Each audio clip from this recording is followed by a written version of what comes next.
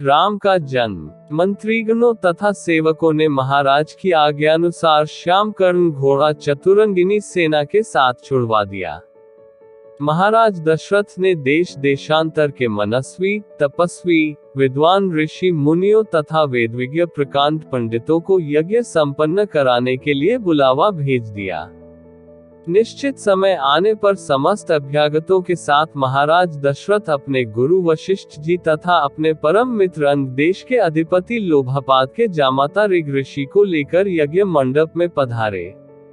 इस प्रकार महान यज्ञ का विधिवत शुभारंभ किया गया।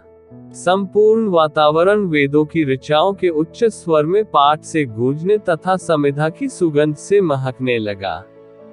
समस्त पंडितों, ब्राह्मणों, ऋषियों आदि को यथोचित धन धान्य, गौ आदि भेंट करके सादर विदा करने के साथ यज्ञ की समाप्ति हुई।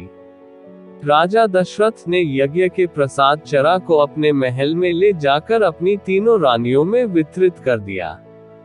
प्रसाद ग्रहण करने के परिणाम स्वरूप परमपिता परमात्मा की कृपा से तीनों रानियों ने गर्भधारण किया।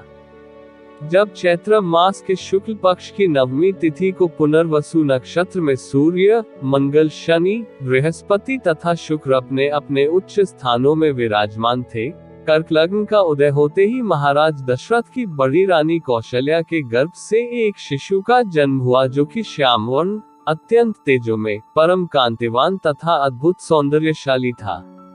उस शिशु को देखने वाले ठगे से रह जाते थे। इसके पश्चात शुभ नक्षत्रों और शुभ घड़ी में महारानी कैकेयी के एक तथा तीसरी रानी सुमित्रा के 2 तेजस्वी पुत्रों का जन्म हुआ। संपूर्ण राज्य में आनंद मनाया जाने लगा। महाराज के 4 पुत्रों के जन्म के उल्लास में गंधर्व गान करने लगे और अप्सराएं नृत्य करने लगी।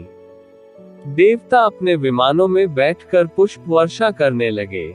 महाराज ने उन्मुक्त हस्त से राजद्वार पर आए हुए भाट चारण तथा आशीर्वाद देने वाले ब्राह्मणों और याचकों को दान दक्षिणा दी। पुरस्कार में प्रजाजनों को धन धान्य तथा दरबारियों को रत्न, आभूषण तथा उपाधियां प्रदान किया गया। चारों पुत्रों का नामकरण संस्कार महर्षि वशिष्ठ के द्वारा कराया गया तथा उनके नाम रामचंद्र, भरत, लक्ष्मण और शत्रुघ्न रखे गए। आयु बढ़ने के साथ ही साथ रामचंद्र गुणों में भी अपने भाइयों से आगे बढ़ने तथा प्रजा में अत्यंत लोकप्रिय होने लगे। उनमें अत्यंत विलक्षण प्रतिभा थी, जिसके परिणाम स्वरूप अल्पकाल में ही वे समस्त विषयों में पारंगत हो गए।